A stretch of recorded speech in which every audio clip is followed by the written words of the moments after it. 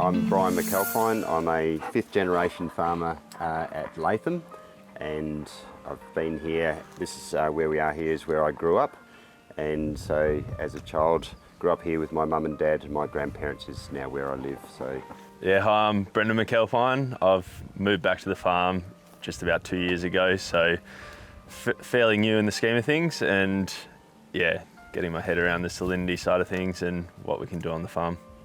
So as a child, salinity was just emerging, and it was just seen as, because sheep was such a strong industry, as something that they just convert from into a full sheep area. But over time, particularly in this sand plain seep areas, the salinity got to the point where it was become quite bad.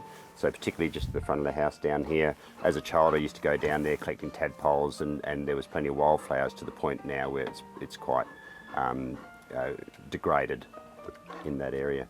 So yeah, it's something through my lifetime I've seen it significantly get worse, and probably stabilise as the years got dry since 2000. More so because we haven't had a high amount of rainfall to keep making it worse, but I think there's still areas that may still be going further into salt areas.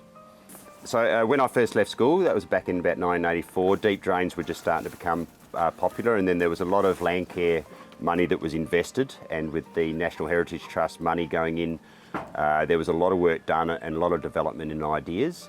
And obviously the response was probably to one, fence off areas, try and use those more for livestock, but also we started bringing in deep drains and surface drains and clearing out your main drain lines out of your lower areas, just to try and get the water, surface water, away.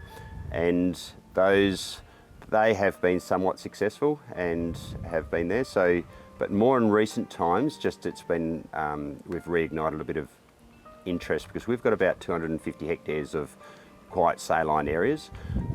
We went and purchased an excavator and have started to be able to isolate these areas and try and start working on them. So we've done quite an extensive lot of drain work through our property and I would suggest two things. It probably has been somewhat successful, but what it's done is start to really define that saline areas for us to now start focusing on those areas. It's my perception that Brian's done a very good job with the deep drains and has managed to reclaim a fair bit of land. I think now, for me, coming in, it's important that we focus on the areas that we're probably not getting any benefit out of it, and we're trying to push those salty areas quite hard. And I think we have a real struggle at the early start of the season. If we get lack of rainfall and we've put crop in, we get a very, very poor germination, and so those areas then contribute to dramatically reduced yield averages. Obviously focusing on the area that we've got and trying to increase our croppable areas, because particularly with land prices increasing, it's not easy to go and find farms around. So I think it's important that we try and make the most of what we've got at the moment, and I think it's finding those areas and getting a consistent yield off those salty areas so that it's not becoming a cost burden to us each year. So I think the ultimate goal is to have a pretty clear line on where we're getting actually productive crops grown in that area, and then also seeing those salt areas reduced to probably what it was at the natural state. We probably have a grey area between marginally salty that is possibly arable, and then moving into high salt areas, which we're probably push that area to try and reclaim as much as we can. But I think it's important now to try and identify those areas where we draw the line between attempting to crop it and then fencing it off and replanting into saltbush and tree types that can sustain in that area. So I think it's important that we'll do a bit of work now, and with Levy Group's new equipment, we might be able to do a bit more scientific testing and find that line a bit more accurately, rather than on gut feel or where our crops haven't grown. The first goal is to make sure there's no more salinity encroachment, and then the second one is within those areas that we define, is to try and rehabilitate those areas back, and which will take a very long time. But that's, I think, what I'd like to see done in the future is, rather than more of an ad hoc gut feel type approach to salinity, I think we definitely need to use the new science and the new expertise. So Brendan's got engineering skills, Daniel's got environmental science skills. So I think there's a real opportunity now to actually go back and sit back and do a lot more of a scientific approach to a whole farm salinity plan. Yeah, I think it's understanding a lot of the background research behind it all and what's possible.